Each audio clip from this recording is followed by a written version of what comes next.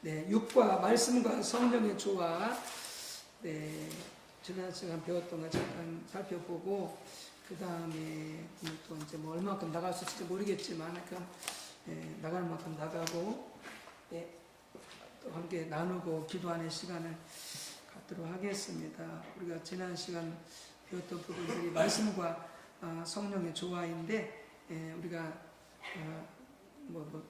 여러분 들었기 때문에 다 인지하고 있겠지만 신약 시대는 성령의 시대다. 성령의 시대이고 그렇기 때문에 우리 신앙의 처음부터 끝까지 성령이 한 삶을 살아야 된다라고 하는 것입니다. 그런데 동시에 또한 철저하게 말씀과 성령의 조화를 이루어야 된다. 말씀과 성령이 조화를 이루어야 된다. 그러니까 성령의 시대이니까 성령이 한 삶을 살면 되지 이렇게 이해할 수 있는데 그건 아니고 동시에 말씀과 성령의 조화를 이루는 삶을 살아야 된다.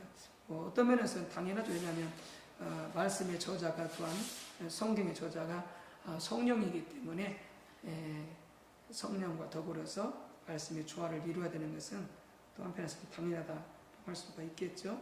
이렇게 말씀과 성령의 조화를 이루는 대표적인 본보기가 누구냐? 예수님이셨습니다. 예수님의 삶이셨고 그렇기 때문에 예수님의 삶을 보게 되어지면 말씀과 성령의 조화를 이루고 또 그런 삶의 성격까지도 잘 볼 수가 있다. 그래서 하나 살펴보고 있는데 첫 번째 예수님은 91쪽에 예수님은 철저히 말씀에 의한 삶을 사셨다. 하나님의 말씀에 의한 삶을 사셨다. 네. 그래서 복음서에 있다 보면은 그 예수님이 하신 여러 가지 이제 그 사역이나 삶에 대해서 꼭 그렇게 표현을 하죠. 기록되었을 때 이것은 말씀을 이루었나니 이런 표현들이 많이 나옵니다. 그런 의미에서도 이제 말씀에 의한 삶을 사실 뿐만이 아니라 철저하게 예수님께서는 그래서 말씀을 전하고 가르치기에 앞서서 말씀에 의한 삶을 사셨다라는 부분이 중요한데 그래서 우리에게도 바로 이런 자세가 필요하죠. 말씀을 먼저 우리가 배우고 그 다음에 살고 그 다음에 전하고 가르치는. 근데 우리는 그렇게 하지 않잖아요. 배우는 것도 소홀히 하고 그 다음에 사는 것은 아예 무시하고 그 다음에 이제 우리는 이제 가르치며 전하려고 그러는데 그렇게 되어지면 우리가 바리새인이나 똑같다고 하는 거죠. 똑같다. 그래서 철저하게 말씀을 배우고 살고 그 다음에 가르치고 전하고 물론 이제 그걸 단계적으로 할 수는 없습니다만은 기본적인 그 자세는 그 자세로 가야 되고 그래서 그렇게 되기를 추구해야 되고 이제 그러면서 이제 가르치고 전하는 우리 부족한 부분 끊임없이 돌아보면서 이런 부분들이 같이 가야 된다라고 하는 것이죠. 자, 예수님의 말씀에 삼성하는 중요한 두 가지 요소가 있는데 첫 번째는 예수님은 하나님의 말씀을 깊이 아셨습니다. 하나님의 말씀을 깊이 아셨습니다. 그래서 사단이 시험할 때 우리가 살펴봤던 것처럼 말씀을 애곡되게 예수님을 시험하는 것을 정확히 간파하셨고 그리고 마귀를 물리치셨죠. 두 번째는 예수님께서는 하나님 말씀에 자신의 전부를 걸었습니다. 그래서 천하만국을 다 주고 그 영광을 다 준다 할지라도 마귀에게 절하지 않고 그리고 오직 하나님만 섬기라고 선포하면서 마귀를 물리치셨죠. 그걸 보게 되면 예수님께서는 온 세상을 다 준다 할지라도 그걸 거부하고 말씀을 지키는 것에 달려갔죠. 그래서 예수 믿는 자들이 예를 들어서 돈을 좀 더 번다든지 또 어떤 영예로운 자리가 있다든지 자기가 좀 유익만 된다든지 이렇게 되질 때에 쉽게 말씀을 버리고 주님을 부인하는 이런 자세를 가지고 신앙생활을 하게 되어진다면 그 신앙생활은 실은 진정한 신앙생활이 될 수 없겠죠. 주님을 따라가는 신앙생활이 될 수 없겠죠.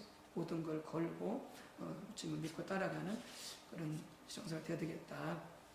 예수님께 말씀에 자신의 전부를 다 걸었다 하는 부분을 살펴봤었고요. 그러나 바리새인들은 말씀도 잘 알았었고 깊이 알았지만 그러나 그들은 철저하게 이렇게 말씀의 모든 것을 걸고 주님을 따라가는 이 삶은 살지 않았음을 우리가 살펴보았습니다. 자, 그 다음에 이제 오늘 나눌 말씀이 이제 다하트인데요. 97조 보겠습니다. 자, 97조. 다하트. 이제 우리가 말씀을 깊이 알고 말씀이 간 삶을 살기 위해서는 이 다하트가 필요합니다. 다하트. 이게 이제 하나님을 아는 지식을 다하트다라고 말하는데, 그러니까 교리적인, 신학적인, 성경적인 지식을 말하는 게 아니고 하나님을 성령의 조명을 통해서 인격적으로 체험하고 경험하여 아는 지식을 히브리어로 다하트다라고 하는 다하트. 그냥 외우세요. 단어니까 또 중요한 그런 뜻을 담고 있는 단어이기 때문에 히브리어로 다하트다라고 해서 그냥 외우시면 좋을 것 같습니다. 자, 보시겠습니다. 예수님은 말씀을 깊이 아셨습니다. 바리새인들도 그들의 성경적인 지식에 있어서 타의 추종을 불허할 만큼 뛰어났습니다. 그러나 예수님과 바리새인들이 가지고 있었던 지식은 서로 다른 종류의 지식이었습니다. 예수님이 가지고 있는 지식과 바리새인들이 가지고 있는 지식이 달랐다라고 하는 것이죠. 자, 말라기서 2장 7절 말씀 보겠습니다. 말라기서 2장 7절 같이 읽습니다. 그 세상의 입술은 지식을 지켜야 하겠고 사람들은 그의 입에서 율법을 구하게 되어야 할 것이니 제사장은 만군의 여호와의 사자가 됨이거늘. 이 문장 하나하나 단어 하나가 너무 중요한데요. 자, 말라기서 2장 7절에 의하면 세상들의 입술은 무엇을 지켜야 한다라고 되어 있습니까? 지식을 지켜야 되겠고, 그러니까 이 말라기 시대가 정말 그 신앙적으로 영적으로 아주 그 극도로 타락된 시대가 말라기 시대였거든요. 그리고 특별히 이 제사장들이 타락된 시대가 바로 말라기 시대였습니다. 말라기서 시대. 그런데 그 당시 제사장들은 입술에 지식이 없었다는 거죠. 입술에 지식이 없었다는 거죠. 입술의 지식을 지키지 아니했다라고 하는 것이죠. 자, 그것을 다른 말로 무엇이라고 표현하고 있습니까?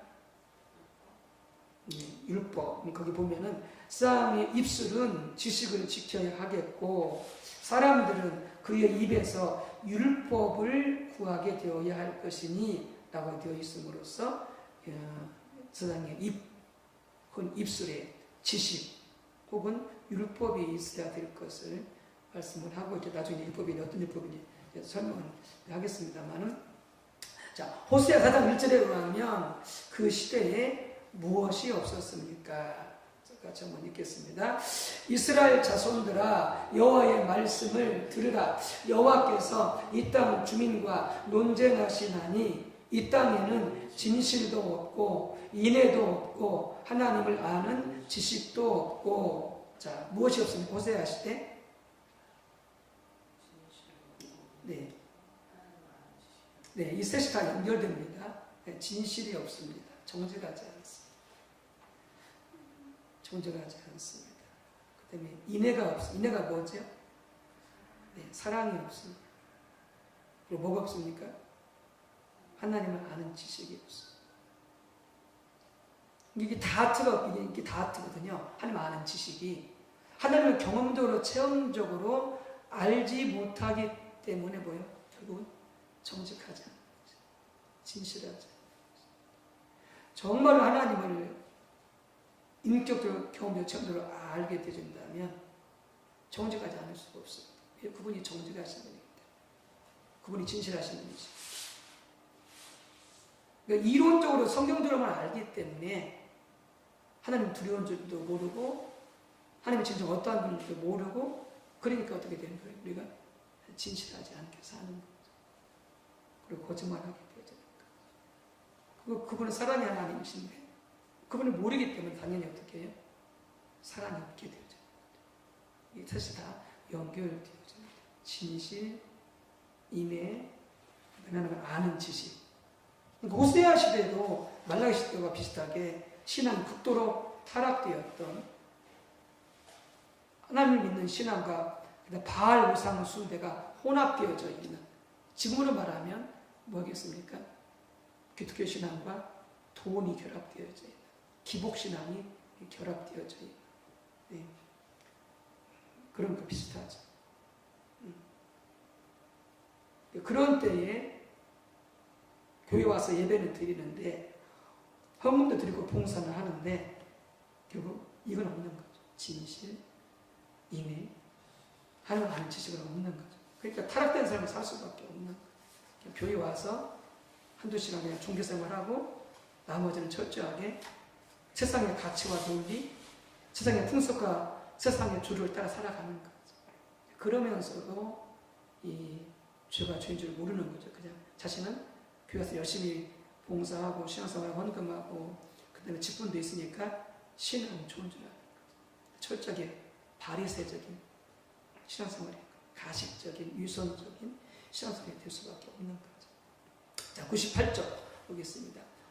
호세아 4장 6절에 같이 먼저 읽고 하겠습니다. 시작.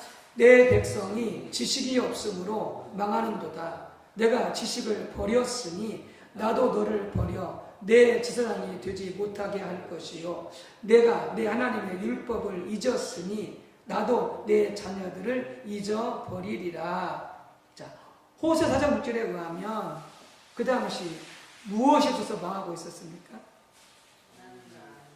네, 내 백성이 지식이 없음. 이것도 다 같습니다. 이것도 다 같아. 하나님 아는 지식이 없으므로 망하는 거예요. 이게 하나님 아는 지식이 없으니까 어떻게 살아가겠어요? 자기 방법대로 살아가요. 하나님 지식이 없으니까 어떻게 살아가겠어요? 세상 방법으로 살아가요. 그러니까 어떻게 되고? 망하게 돼요. 망하게 되는 거예요. 여러분 김동현 사님이나 권사님이나 한번 보세요. 과거에 어떻게 살으셨나? 이렇게 하나님을 아는 지식으로 살았나? 그렇지 않으면은 내 방법으로, 세상 방법으로 살아 보세요. 그리고 결국 어떻게 된 거죠? 근데 목회도 마찬가지예요. 우리도 하나님을 아는 지식으로 목회를 해야지. 하나님을 아는 지식이 없이 그냥 내 방법으로, 그 다음에 남이 하니까 흉내내고 세상 방법으로 목회하면 어떻게 합니까? 목회도 망하는 거예요. 교회가 그래서 망하는, 교회가 그래서 없어지고 망하는 거예요. 하나님을 아는 지식을 하게 하면 절대 교회 망하지 않습니다. 목회 잘못되지 않습니다. 목회도 그렇고 삶도 그렇고 모든 것이 결국 하나님 아는 지식이 없으면 자기 방법, 세상 방법으로 할 수밖에 없어요. 거기에 생명이 없습니다. 그건 망하는 길을 갈 수밖에 없어요. 하나님이 지켜주시지도 않고, 자, 지식이 없어서 망하게 되는 거죠. 자, 그 당시 그들이 무엇을 잊었습니까? 네, 이게 앞에서도 이제 지식과 율법 이렇게 말라기서도 이야기했었지만 거기서 율법을 얘기했었잖아요. 네, 이게 율법이라고 하는 게 십계명 이런 율법을 말하는 게 아니고, 또 성경 말씀 율법을 말하는 게 아니고, 이것도 다트를 말하는 거예요. 다트. 자, 보시겠습니까? 거기 보게 되어지면 내 백성이 지식이 없음으로 망하는도다. 내가 지식을 버렸으니 나도 너를 버려 내 신랑이 되지 못하게 할 것이요, 내가 내 하나님 율법을 잊었으니 나도 내 자녀들을 잊어버리리라. 이렇게 지식이 없고 하나님의 율법, 이 다들을 잊어버리며 살게 되는 거죠. 그러니까 열심히 와서 모든 절기를 다 지킵니다. 뭐 주일 성수, 뭐 모든 공예배, 모든 뭐 주수금사절 뭐 다 지킵니다. 그리고 열심히 제물도 바칩니다. 근데 신앙과 삶은 타락되었어요. 왜요? 하나님을 아는 지식이 없으니까. 그러니까 이 시대뿐만이 아니라 오늘날도 마찬가지예요. 많은 성도들이 하나님 지식이 없이 신앙생활. 그러니까 열심히 하는 것 같기는 한데, 열심히 살아가기는 하는 것 같은데 매일매일 꼬입니다. 꼬리에 꼬리를 물고 매일 꼬여요. 출구가 없어요. 그러니까 계속 힘들고 어렵고, 그리고 자신의 신앙이 잘못되어 있는데 자꾸 남탓해서 해결이 안 되는 거죠. 결국 이 지식으로 돌아와야 근본적인 해결이 되어지는 거죠. 뭐 좀 더 기도한다고, 뭐 좀 더 열심히 예배 드린다고, 좀 더 헌금 많이 한다고 저것도 해결되지 않습니다. 근본적인 이 지식으로 돌아와야 해결되어지지 해결이 안 됩니다. 자, 보시겠습니다. 구약시대에 율법을 연구해서 율법에서 하나님의 길을 발견하고, 뭘로 발견하겠어요? 성령의 조명으로. 성령의 조명으로 하나님의 길을 발견하고, 하나님의 백성들을 그 하나님의 길로 인도하는 것은 지상들의 목이었습니다. 이게 바리새인들의 목이었었고, 예수님의 목, 제자들의 목이었었고, 그리고 우리들의 목인 거죠. 그런데 바리새인들은 이걸 감당하지 못한 거죠. 말라기 시대 세상들도 이걸 감당하지 못한 거죠. 성경을 연구해서 성경에서 성령의 조명으로 하나님의 길을 발견하고 그렇게 살고, 하나님의 백성들이 그렇게 살도록 하나님의 길로 지도해 가야 되는데, 그게 사람들의 목회자들의 몫이고 예수 제자들 우리 모두의 몫인데 그렇게 안 된 거죠. 그래서 하나님은 제자들의 입술에 지식이 있어야 한다고 말씀하셨고, 그것을 다른 말로 율법이라고 말씀하셨습니다. 그래서 율법, 다트, 지식은 둘 다 같은 것을 의미하죠. 같은 것을 의미하는데, 성경에서 성령의 조명으로 하나님의 길을 발견하고 그 길로 살았더니 하나님의 경험이 되어지고, 그래서 그렇게 살도록 다른 사람들을 인도해야 된다는 거죠. 그게 우리 신앙생활이에요. 그런데 그 지식은 단순히 율법적인 지식 혹은 교리적인 지식을 의미하는 것이 아니었습니다. 그래서 하나님은 호세아 시대를 두고 그 시대가 하나님을 아는 지식이 없고 하나님의 백성이 그 지식이 없어서 망하고 있다고 말씀하셨는데, 그 말은 그들이 율법적인 지식이 없어서, 즉 하나님에 관한 교리적인 지식이 없어서 망하고 있다는 말씀이 아니었습니다. 예수님 시대의 바리새인들은 그 구절을 그렇게 잘못 이해했기 때문에 그들은 호세아 시대에 그 사람들과는 근본적으로 다르다고 생각했을 것입니다. 그러나 예수님은 바리새인들이 이사야 시대에 그들의 주장들과 정확하게 똑같은 영적인 상태에 있다고 말씀하셨습니다. 그러니까 바리새인들이 호세아서를 읽으면서 뭐라고 이해했냐면, 그래 우리 조상들은 말씀 잘 몰랐어, 성경도 잘 모르고 잘 몰랐어, 그래서 망한 거지, 이렇게 이해했다는 거죠. 근데 그 말이 아니고, 뭐가 없어서? 다트 없었던 거예요. 그러니까 호세아 시대 이스라엘 백성들 지식이 있었어요. 성경 지식이 있었고 율법적 지식이 있었던 거죠. 근데 이 다트가 없어서 망했던 거예요.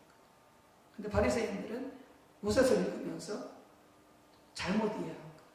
다트가 없어서 그런 게 아니라 이 교리적인 지식, 그 율법적인 지식, 성경 지식이 없어서 망했다라고 그렇게 이해를 했던 거죠. 그러니까 어떻게 해요? 자기 것을 볼 수가 없는 거죠. 자기는 뭐가 없는데? 다트가 없는데. 자기는 망해가고 있는데 전혀 보지 못하게 되어지는. 그러니까 바리새인들이나 호세아 시대, 이사야 시대도 같은 시대인데 정확하게 똑같은 영적 상태에 빠져 있는 거죠. 다트가 없는. 그래서 바리새인들께서 이렇게 신랄하게 말씀하신 독사의 자식들 하면서 회개하고 강력히 촉구하고 있는 것이 그래서 그런 거죠. 그 다음 부분을 보겠습니다. 자, 이 세 구절에 나오는 지식이라는 단어는 히브리어로 다트인데, 그 말의 의미에 대해서 페트라 주석의 호세아 4장 1절과 6절에 대한 주석에서 매우 잘 설명하고 있습니다. 다트에 대해서 하나님을 아는 지식의 다트는 직접적이고 구체적인 경험에서 얻게 되어지는 체험적인 지식을 말한다. 이것은 하나님과의 친밀한 교를 통해서 이루어진다. 여호와 하나님의 백성이 멸망당하는 가장 근본적인 이유는 다트, 곧 하나님을 아는 지식이 없어서였다.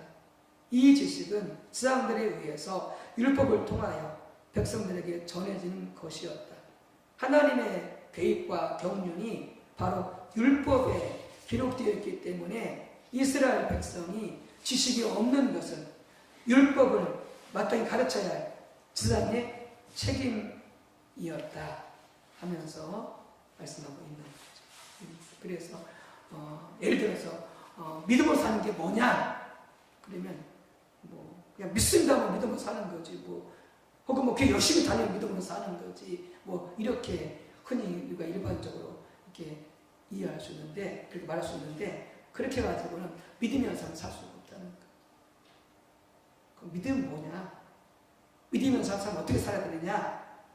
이걸 우리가 정확히 하나님의 길을 알아야 되고 내가 그 하나님의 길에 따라서 믿음의 삶을 살아보니까 하나님의 경험이 되어지고 그때 그게 다 다트가 되는 거죠. 우리 사람들한테 이제 믿음을 살면 이렇게 살아야 돼 라고 이렇게 가르쳐 줄 수 있어야 된다는 것이죠. 그냥 믿습니다. 혹은 믿음으로 기도해봐. 믿음으로 순종해봐. 이렇게 가지고 사람 믿음을 살 수가 없는 거죠. 그러니까 어떻게 믿음으로 순종하는 거냐? 어떻게 믿음으로 기도하는 거냐? 그런 것들을 하나님의 길을 성경에서 배워가지고 내가 그렇게 살아봤더니 하나님께서 응답하시고 역사하시고 그래서 그 하나님의 길을 다른 사람한테 가르쳐 줄 때에 그 사람도 그렇게 따라 살아가는 되죠. 그게 다 들어가는 거예요. 그리고 이 지식이 없으면 어떻게 된다? 다 망한다는 거죠. 그러니까 이 다트가 있기 위해서는 뭐가 필수겠어요? 하나님과의 교제가 필수고 하나님과의 교제 속에서 반드시 뭐가 있어야 되겠어요? 성령의 조명이 있어요. 성령의 조명이 있어요.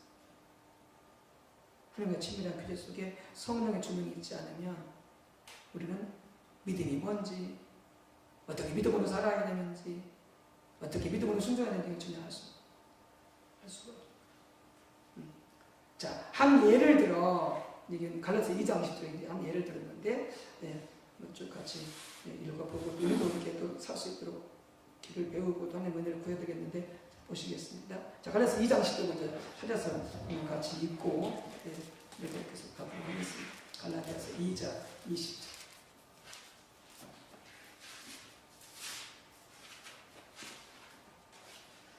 갈라디아서 2장 20절입니다.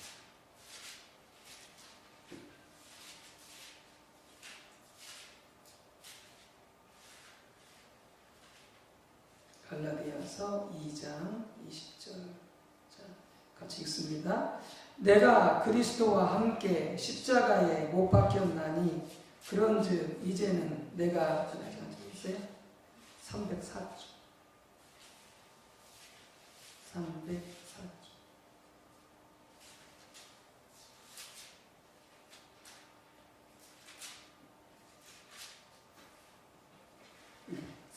갈라디아서 2장 10절 같이 읽습니다. 내가 그리스도와 함께 십자가에 못 박혔나니 그런즉 이제는 내가 사는 것이 아니요 오직 내 안에 그리스도께서 사시는 것이라. 이제 내가 육체 가운데 사는 것은 나를 사랑하사 나를 위하여 자기 자신을 버리신 하나님의 아들을 믿는 믿음 안에서 사는 것이라. 네, 나는 예수님과 십자가에 못 박혀 죽고 내 안에 예수님이 사시는 그 삶을 지금 말씀하고 있는데요. 이 삶을 살려면 이 말씀을 암송한다고 되지 않습니다. 이 말씀을 가지고 기도한다고 되지 않아요. 물론 기도해야 되겠지만은 어떻게 이 말씀을 살 것인지 우리가 하나님의 길을 알아야 되는 거죠. 하나님의 길을 알아서 이렇게 살아가야 되는 건데 보십시다. 우리는 이 구절을 잘 압니다. 이 구절이 우리 신앙생활의 핵심을 말하고 있다는 것도 잘 알고 교회사에 나오는 수많은 귀한 하나님의 사람들이 그렇게 말했다는 것도 잘 압니다. 그래서 내가 예수님과 함께 십자가에서 죽고 내 안에 예수님이 사시는 하나님 사시는 그 삶의 신앙생활인데 이것이 우리 신앙생활보다 핵심이다. 핵심이다. 그리고 그런 줄도 알고 있다. 지식적으로 아는 거죠. 자, 이 구절에서 내가 그리스도와 함께 못 박혔나니 라는 말은 우리가 그리스도와 연합되었다는 것을 의미합니다. 또 이 말은 로마서 6장이 잘 말해주고 있는 것처럼 우리가 예수를 믿는 것은 예수님과 연합되는 것이며 예수님께서 십자가에서 못 박혀 돌아가실 때 우리의 옛사람이 예수님과 함께 죽고 예수님께서 부활하실 때 우리가 영적으로 새로운 피조물로서 예수님과 함께 살았다는 사실도 잘 알고 있습니다. 우리는 에베소서 2장에서도 같은 내용을 볼 수 있다는 것도 잘 압니다. 또한 이 삶이 믿음으로 가능하다는 것도 잘 압니다. 에베소 교회를 위한 바울의 기도에서도 그 사실을 볼 수 있다는 것도 압니다. 그런데 이 모든 것들은 이렇게 알고 있다고 하는 것은 성경적인 지식, 교리적인 지식입니다. 이게 이렇게 지식을 알아가지고는 이 삶을 살 수가 없다는 거죠. 말씀을 암송한다고 해서 이 말씀 지식을 알고 있다고 해서 내가 내 옛사람이 죽고 그리고 내 안에 예수님이 사시는 그 삶을 살 수가 없다는 거죠. 없다는 거죠. 이와 같은 것들은 다트의 진정한 뜻이 아니다. 다트가 아니죠. 이건 성경적인 교리적인 지식이지. 그러니까 내가 예수 그리스도께 지금 못 박혔다라고 했을 때 우리가 언제 생각해 못 박혔어요? 언제 생각해 못 박혔어요?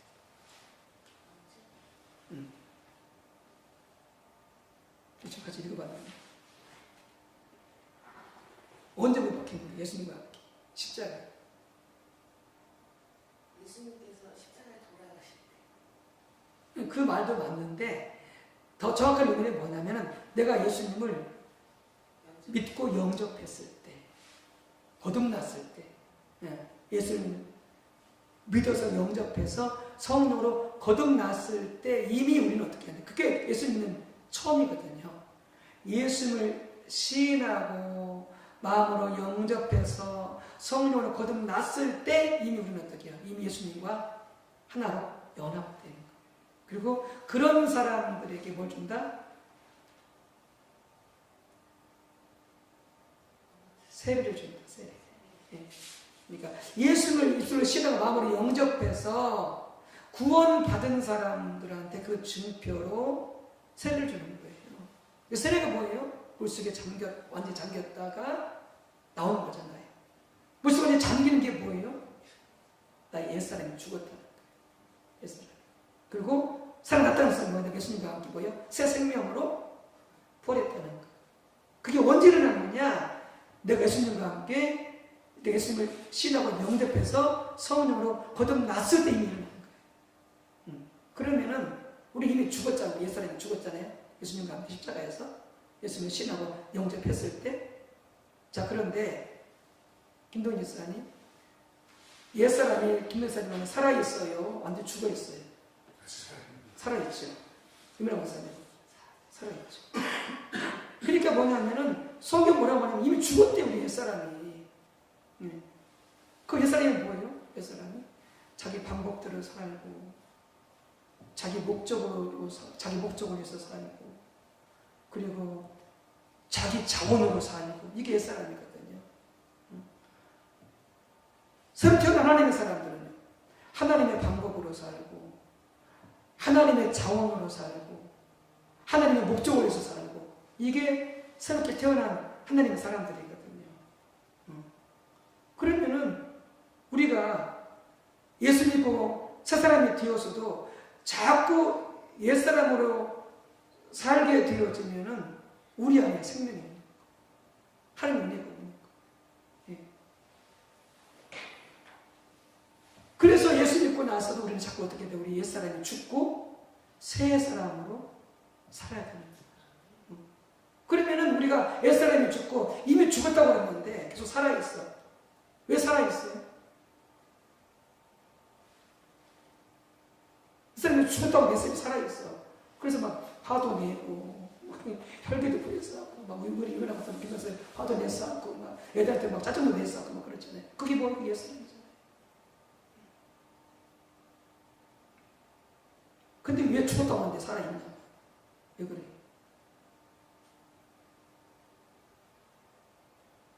죽었으면 죽었지 왜 또 살아있어? 죽었으면 죽었어요. 왜냐하면은 그러니까 우리의 구원이 아직 완성이 안 됐어요. 우리 구원의 완성은 주님이 다시 오셔서 부활할 때 그때 완성이 되죠.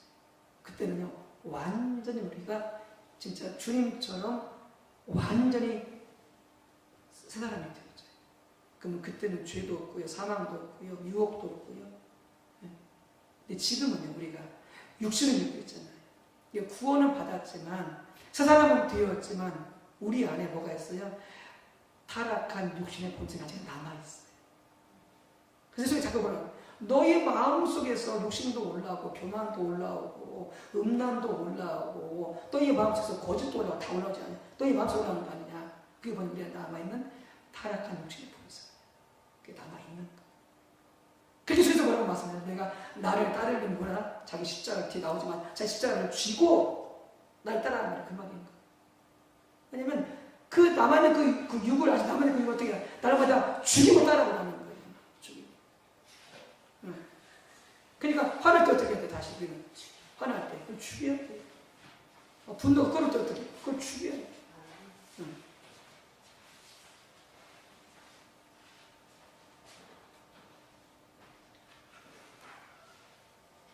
그게 이제 결국 이렇게 이제 우리 옛사람이 살아있다는 거죠. 죽었지만 아직 그래서 어떻게 하냐 우리는 우리 몸의 구속을 기다리는 거예요. 우리 몸이 온전히 구원이 완성되기를 그 언제 되는데 주님이 다시 오실 때 되어지는데 그걸 기다리고 네. 그러면서 갈라서 2장 10절에 내가 예수님과 십자가에 죽고 그리스도와 십자가에 죽고 그리고 내 안에 주님께서 사시는데 그러면서 마지막에 바로 말씀하셨어요. 그러면서 하나님 아들을 믿는 믿음 안에서 사는 것이라 이렇게 말함으로써 이 삶이 뭘로 가능하다? 믿음으로 가능하다. 믿음. 네. 자, 뒤로 넘겨서 계속 보시겠습니다. 자, 갈라디아서 2장 20절의 삶은 우리가 살아야 할 삶입니다. 이 삶을 살아야 돼요. 이 삶이 우리 신앙생활의 핵심입니다. 그 삶을 사는 것이 우리 신앙생활의 가장 중요한 한 핵심입니다. 당연히 그 삶을 살려면 방금 살펴본 성경적인 지식들이 필수적입니다. 그런 성경 지식들이 가지고 있어야 되겠죠. 성경적인 지식, 교리적인 지식. 그래서 다트는 성경에 기초한 것입니다. 그러나 막상 그 삶을 살려고 하면 방금 살펴본 그 성경의 지식만 가지고는 되지 않습니다. 되지 않아요. 우리는 하나님을 간절히 찾아야 됩니다. 그래서 어떻게 하나님을 간절히 찾아야 됩니다. 하나님을 알기를 구해야 된다는 거죠. 다시 말해서 거기서 말하는 믿음이 뭔지 또 우리의 옛사람이 예수님과 함께 십자가에 못 박혀 죽었다고 성경 말하고 있는데 근데 아까 말씀 나눈 것처럼 살아있잖아요. 죽었다고 살아있잖아요. 그러면 살아있는데 우리가 어떻게 그러면 옛사람을 죽이면서 주님이 내 안에 사신 그 삶을 실제적으로 경험할 수 있는지 그 삶을 살기 위해서는 기도해야 되고 성경을 다시 연구해야 되고 그 삶을 어떻게 살 수 있는지 그 다음에 앞서간 믿음의 선배들이 이 삶을 살았거든요. 그러면서 그들이 어떤 하나님의 길을 깨달았어요. 그러니까 그들로부터 우리가 배우면서 주님을 알기 위해서 간절히 찾고 주님의 은혜를 구해야만이 그 과정을 통해서 우리는 내가 죽고 옛사람이 죽고 내 안에 주님이 사시는 통치하시는 그 삶을 살 수 있는 하나님의 길을 배우게 된다는 거예요. 하나님의 방법을 배우게 된다는 거예요. 실제로 그 삶을 사는 것에서 하나하나 그래서 자라나야 된다고 하는 거예요. 그러면 이제 화내는 것도 욕심 부리는 것도 거짓말하는 것도 다 옛사람이잖아요. 혈기 부리는 것도 다 옛사람이잖아요.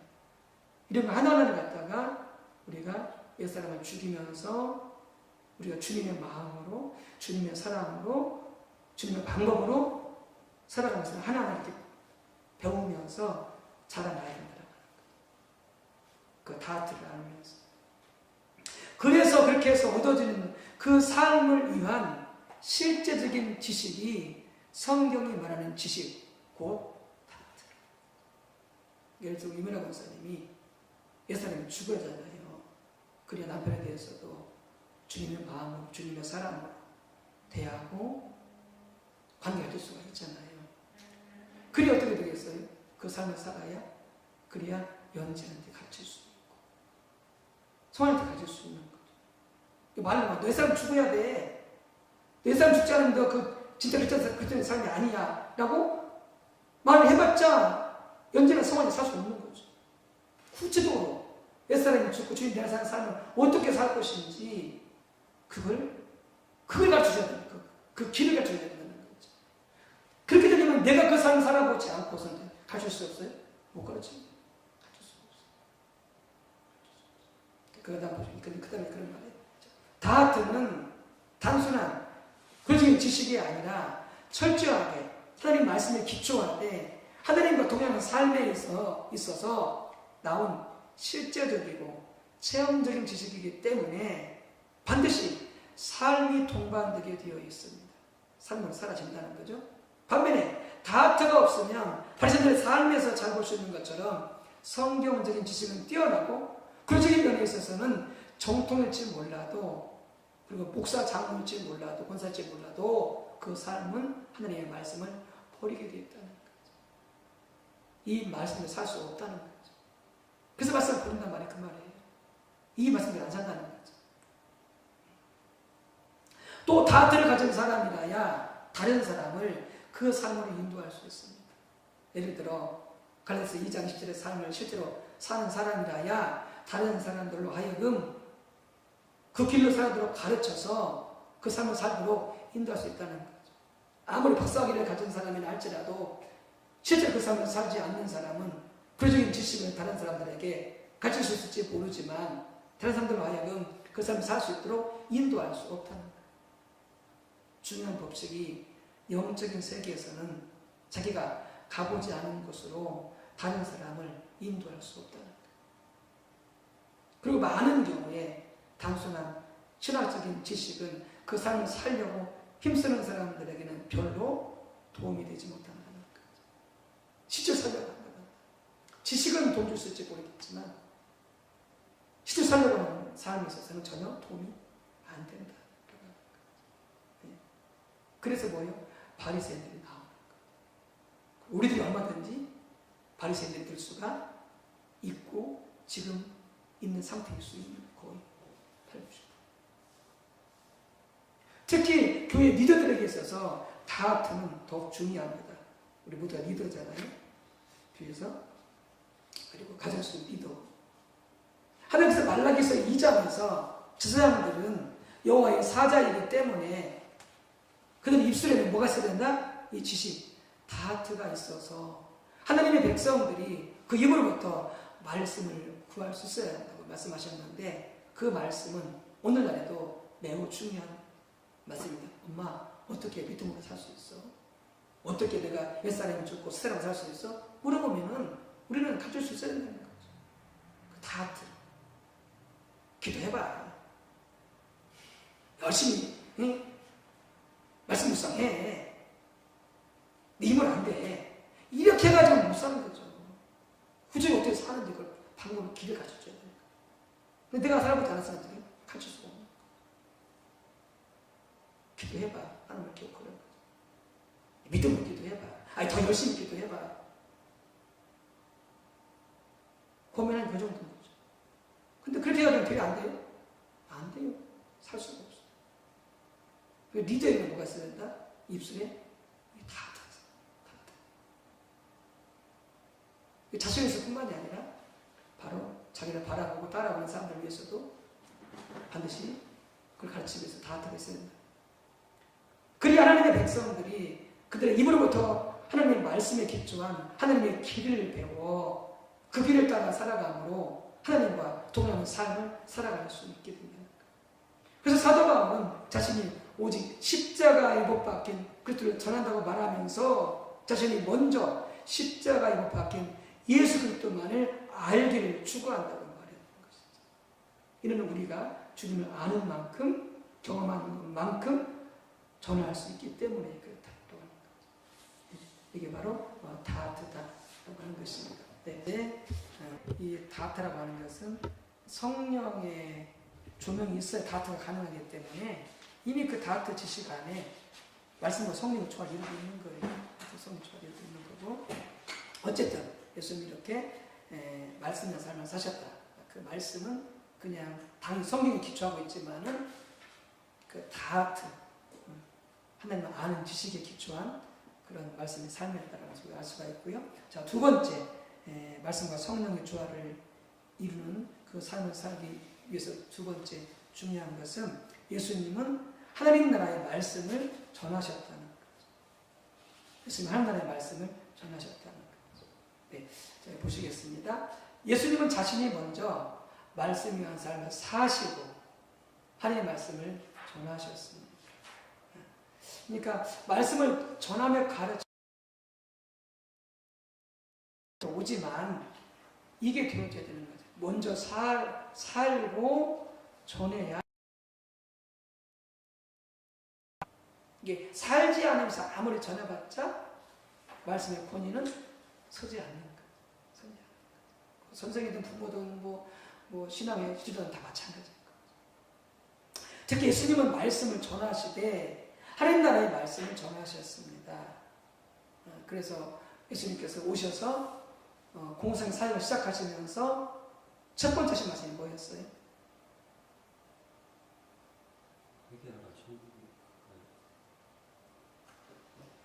유일한 말씀이 뭐였어요?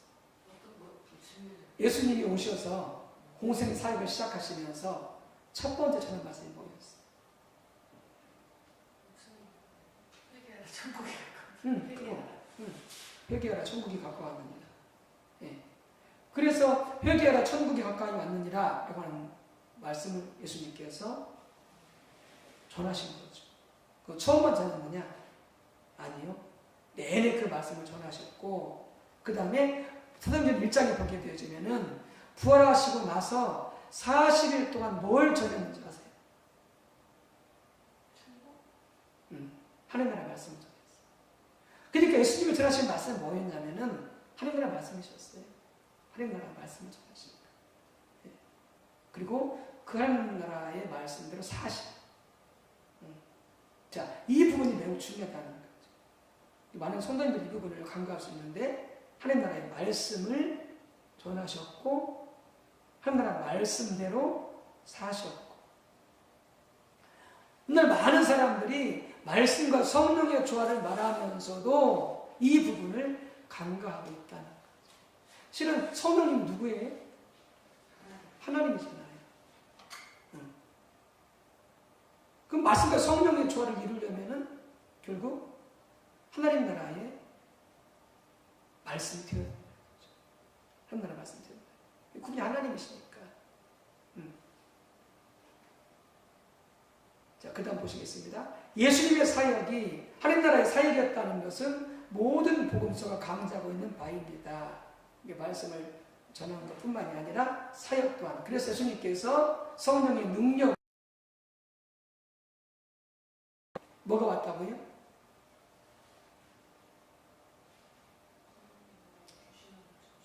네, 무엇이 왔다고요? 하나님 나라가 왔다. 그러니까 귀신을 내쫓는 게 단순히 그냥 귀신 떠나가는 치유만으로 끝나는 것이 아니라 그것이 바로 뭐다? 하나님 나라가 임했다는 증거다.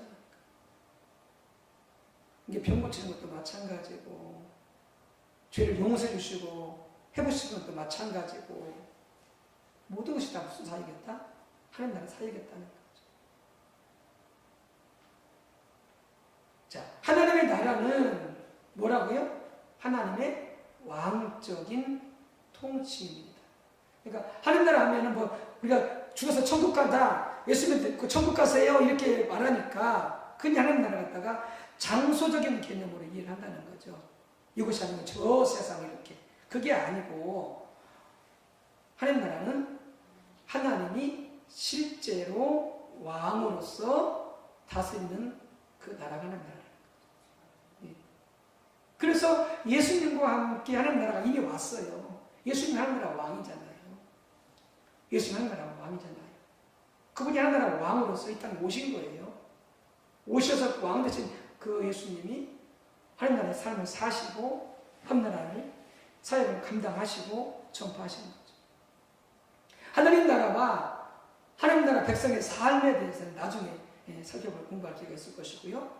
하나님 나라는 그렇기 때문에 뭐다? 하나님의 다스림, 그분의 통치, 그분의 통치권을 의미하기 때문에 예수님이 전파하신 하나님 나라 말씀은 그렇기 때문에 어떻게 된다고요? 하나님 중심적인 삶이 될 수밖에 없다는 거죠. 내 중심이 될 수가 없는 거죠. 예, 그분이 왕이시니까. 우리는 그분의 뭐예요? 그분의 백성. 예, 그분이 주인이시고 우리는 그분의 종이기 때문에 철저하게 하나님 중심적인 삶이 될 수밖에 없는 거예요.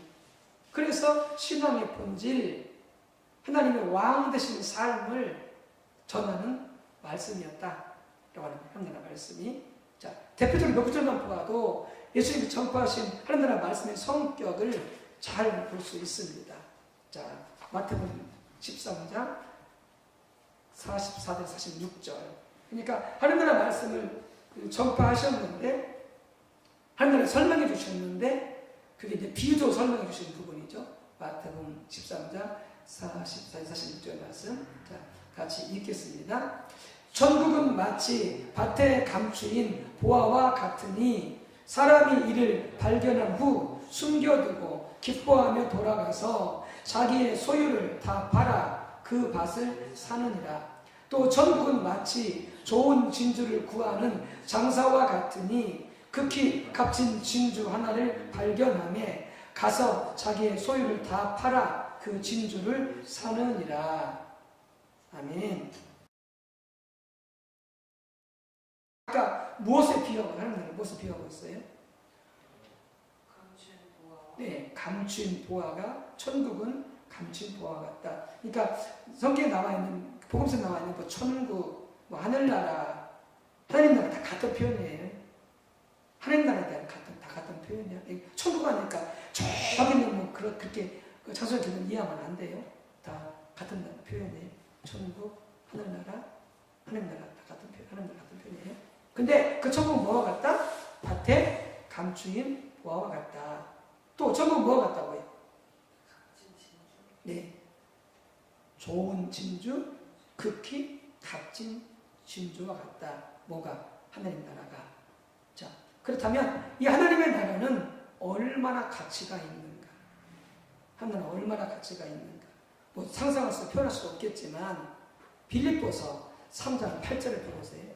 자, 그러니까 하나님 나라 하면은 바로 하나님 나라 혹은 그 나라의 왕이신 예수님 혹은 하나님을 갖다가 표현할 수 있는데 하나님 나라라고. 자, 빌립보서 3장 8절에서는 그 가치를 사도 바울은 어떻게 설명하냐면 보십시다. 빌립보서 3장 8절. 자, 같이 읽어보시겠습니다. 또한 모든 것을 해로 여김은 내 주 그리스도 예수를 아는 지식이 가장 고상하기 때문이라. 네, 거기까지요. 자, 모든 것을 해로 여긴대. 모든 것이라고 하는 사도 바울이 자기가 자랑할 만한 모든 것을 다 배설물로 해로운 것으로 여긴대. 왜? 예수를 아는 지식이 어떠하기 때문에 가장 고상하기 때문에. 가장 고상하다는 말이 다른 말로 하면 무슨 말이냐면 가장 고귀하기 때문에. 그러니까 세상에서 가장 고귀한 게 무엇이냐? 예수 그리스도. 예수 그리스도. 가장 고귀한. 세상에 그 무엇보다 가장 고귀한 게 예수 그리스도 혹은 하나님의 나라. 하나님의 나라. 네. 그래서 세상은 그 무엇보다도 바꿀 수 없는 가장 고귀하고 값진 게보다 하나님 할 수가 있겠죠. 자, 세 번째, 그 가치를 발견한 사람은 천국을, 하나님 나라를 어떻게 취했습니까? 자기 소유를 다 팔아서 그 천국을 소유했대요. 예수님은 소유했대요. 유민아 권사님, 우리 권사님 소유를 다 팔아서 예수님 소유하셨습니까? 아직 아닌 것 같아요. 그러니까 모든 것, 그러니까 자식, 남편, 자녀들, 사업, 권사님의 그런 모든 생명까지 다 주님 앞에 드렸다는 거예요.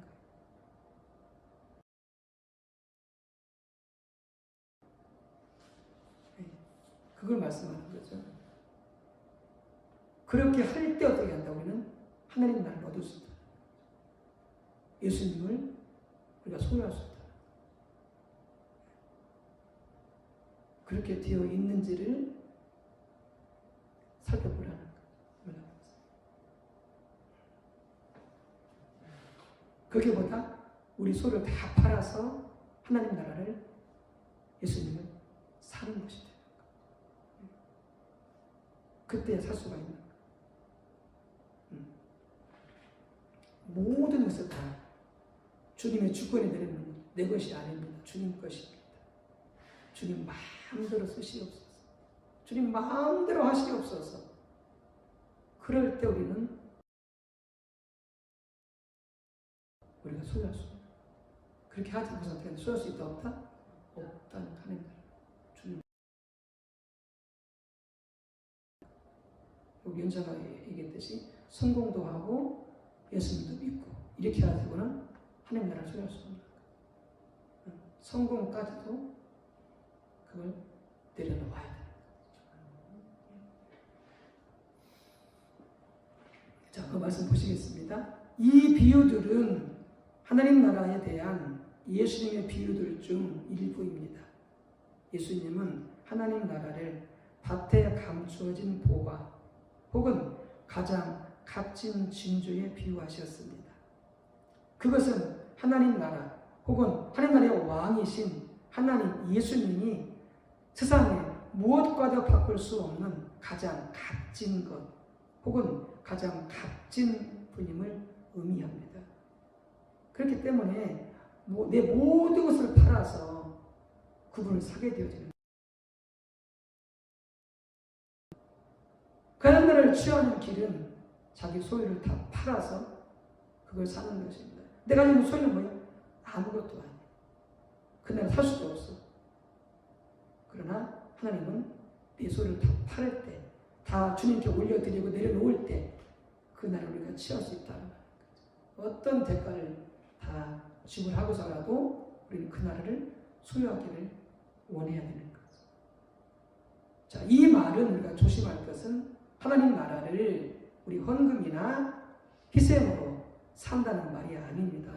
산다고 하니까 그런 말이 아니고 우리는 전적인 하나님의 은혜로 예수님 십자가의 공로로 오직 갑니다. 아멘. 남편도 아내도 자녀들도 성공도 사업도 내 생명까지라도 하나님에게 맡길 수 있는, 하나님 앞에 내려놓을 수 있는 그 자체도요 우리 힘으로 안 돼요.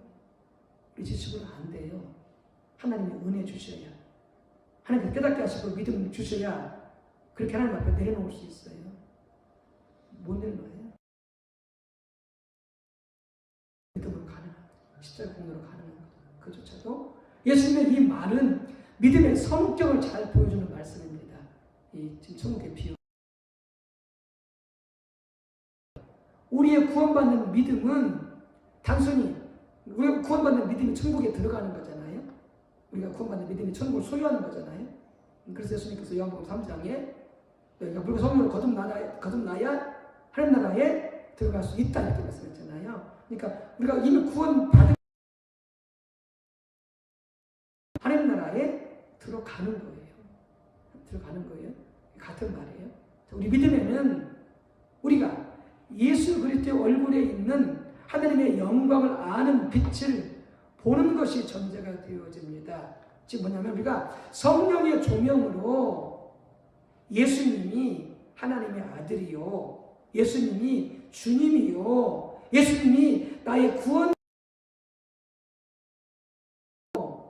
깨닫게 되어질 때, 성령으로 예수님 그런 분들을 보게 되어질 때에 우리는 예수님을 시인하고 영접할 수 있는 거죠. 그걸 말하는 거죠. 전제됩니다. 번복시제됩니다. 그리고 우리의 믿음에는 그 예수님을 우리의 구원에 있어서 구세주, 죄로부터 사망과 죄와 사망과 사단으로부터 우리를 구원해주신 구세주로 믿을 뿐만이 아니라 우리의 삶 가운데 주인으로 모셔드리는 왕으로 예수님이 나의 왕이십니다. 나의 창조주십니다. 나의 구원주이십니다. 내 삶의 주인이십니다. 그러니까 구세주뿐만이 아니라 뭘로 모신다고요? 주인으로 왕으로 모셔드리는 것이보다 그게 믿음이라는 거. 그 예수님을 시인하고 영접한다는 거. 근데 많은 성도들이 어떻게 해요? 예수님을 시인하고 영접할 때 죄로부터 구원해 주신 구세주를 믿는데 주인으로는 잘 안 모셔드려요. 왕으로는 잘 안 모셔드려요. 그러니까 예수 믿고 날 믿던 거요. 자기 마음대로 사는 거예요. 구세주를 인정하는데 주인으로는 인정하지 않는 거예요. 잘못된 믿음이에요. 그리고 세 번째가 있어요. 우리의 모든 것, 그것을 어떻게 한다? 하나님께, 예수님께 의탁하는 것. 주인이니까 드려야죠. 남편도 주님 것입니다. 자녀도 주님 것입니다. 내 재산도 주님 것입니다. 내 재물도 주님 것입니다. 나의 현재도 미래도 주님 것입니다. 여기까지 가야 예수님을, 하나님을 나의 주인으로 모셔드리는 거죠. 아멘? 말로만 주여 하고 현재와 미래 내 옷에 오른다면 그러면 하나님을 예수님 주님을 모셔드린 게 아니죠. 그 거짓말이죠.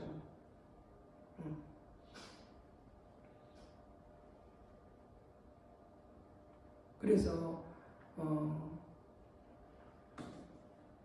헌금으로 이야기한다 할지라도 그래서 이렇게 하나님 예수님을 주인으로 모셔드리는 사람은 어떻게 하겠어요? 11조를 정확히 하겠어요? 안 하겠어요? 정확히 하겠죠. 왜? 내 재산 전부가 하나님 것이지만은 그 중에서 하나님 것인 것을 인정하라고 하시면서 11조를 바치라고 그랬으니까 정확히 바쳐야 되는 거죠. 정확히 안 바치면 내 재물이 주님 것이라고 인정하지 않는 거. 안 바치면 더더구나 인정하지 않는 거. 교회에서 이렇게 성전을 건축할 때 우리 교회는 앞으로 할지 않을지 모르겠습니다만은 저때 할지 제 주위 후임자가 할지 모르겠습니다만은 성전을 건축하라고 그랬을 때 안 되는 거예요. 그러니까 이 십자가 보면 저자인 이 포대나무 교회를 갖다가 이제 그 성전을 건축할 때에 하나님께 성전을 건축하라고 그랬는데 성전을 건축하려고 그랬는데 뭐 해야 된다면은 땅을 사야 돼요. 땅을 사고 그 다음에 성도가 청장들이 220명이었는데 용인에다가 그 대지가 어마어마하거든요. 평소에 100평, 600 이런 정도가 아니에요. 그 땅을 사서 건물을 지어야 되는데 이건 계산이 안 나오는 거예요. 220명인 거죠.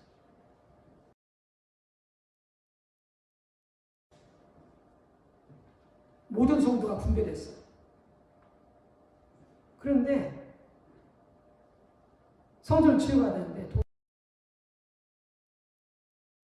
그러면 하나님이 성전을 지으라고 했으니까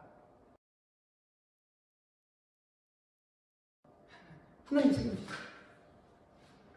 그래서 여러 교회 같으면 어떻게 하겠어요? 여러 교회 같으면 그 성전을 지으려고 하면은 예를 들어서 그 건축원금을 잘하게 하는 부흥사 목사님이 있어요. 그런 분을 모셔야 돼요.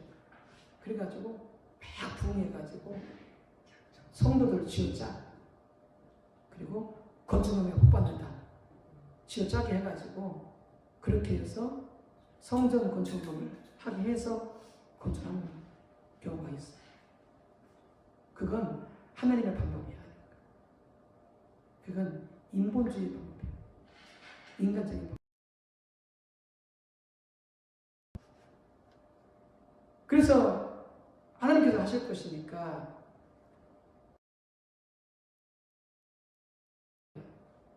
하나님이 이 교회를 지기를 원하십니다. 하나님 여러분 각자가 말씀하실 것입니다. 헌금을 얼마 하라. 옆 사람한테 말하지도 말고 듣지도 말고 그리고 우리 각자가 기도하고 하나님이 감동하신 대로 헌금을 하세요. 그리고 이제 헌금을 해나가는데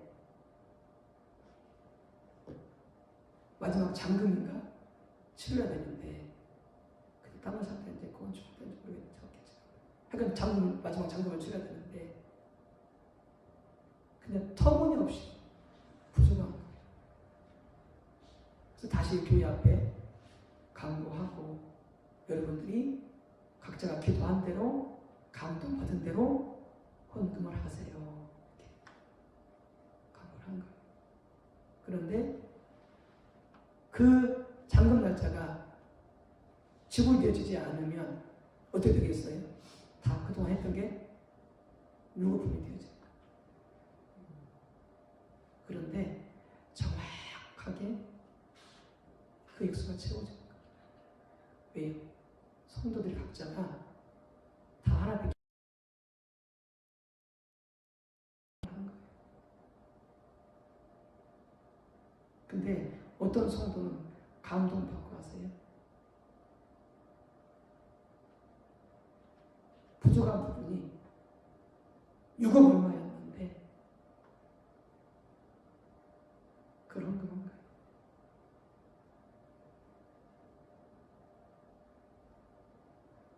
내 재물이 주님 것이라고 고백하지 않으면 헌금? 그런 건 절대 하지 못합니다. 절대 하지 못합니다.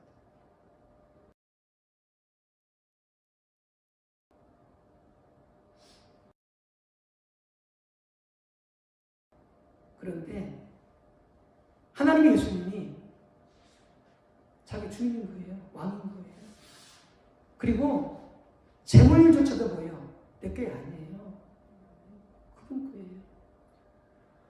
그러니까 그분께서 말씀하시는 것 어떻게 해요? 그대로 순종하는 거.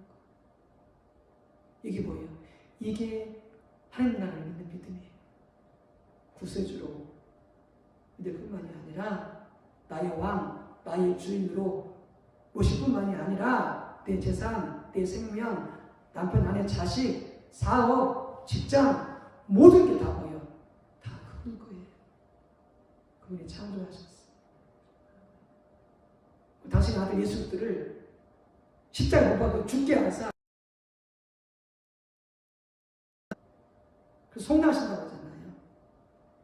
옛날에 노예가 이렇게 옛날 노예가 있을 때 종이 있을 때 남의 집에 노예로 이렇게 종으로 팔려가 있잖아요. 그러면 다른 누군가가 그 노예 값을 지불하고 그 집에서 데려오는 게 뭐냐? 그게 속량이에요, 속량. 노예 값을 지불하고 그 사람을 데리고 와서 그 다음에 어떻게 해요? 자유를 선포해주는 거예요. 그러면 그때 자유인이 되어지는 거예요. 노예가. 그러면은 그 노예를 자연으로 만들어내기 위해서 어떻게 해요? 노예 몸값을 지불해야 돼요. 그래야 데려올 수 있어요. 우리를 죄의 종이었고 사망의 종이었고 사탄의 종이었는데 우리를 당신의 생명을 지불하고 사신 거예요. 당신의 것으로. 그래서 우리를 구원하시고 자유케 해주신 거예요. 우리를 속량하셨죠? 우리 누구 것이? 주님 것이, 하나님 것이. 당연히 내 모든 소유도 그분 것이죠. 이게 바로 이 믿음의 성격을 지금 아까 말했던 극히 값진 진주와 같고 밭에 갇힌 포 같다 말이 바로 그 말입니다. 이걸 어떻게 해요? 내 모든 소유를 다 팔아야만이 얻을 수 있는 거예요. 우리가 얼마나 열파간지 아세요? 우리가 얼마나 얍삽한지 아세요? 우리 주인을 안 모셔드리려고 그래요. 모든 것을 위탁하지 않으려고 그래요. 뭐만 취하려고 그래요. 구원받는 구두들만 취하려고 그래요. 그러니까 우리 신앙생활이 온전할 수 없어요. 신앙생활이 그러니까 잘할 수 없는 거예요. 그래서 여기서 뭘 말씀하고 있는 것이다? 믿음의 성격, 이 세 가지를 말씀하고 있는 값진 진주, 값진 보화, 그게 하나님 나라고 그게 하나님 나라 왕이신 예수님이신데 그분을 얻기 위해서는 이와 같이 고백하고 이와 같이 살 때에 그 나라에 들어갈 수 있는 그분을 소유할 수 있게 되어지는 것이죠.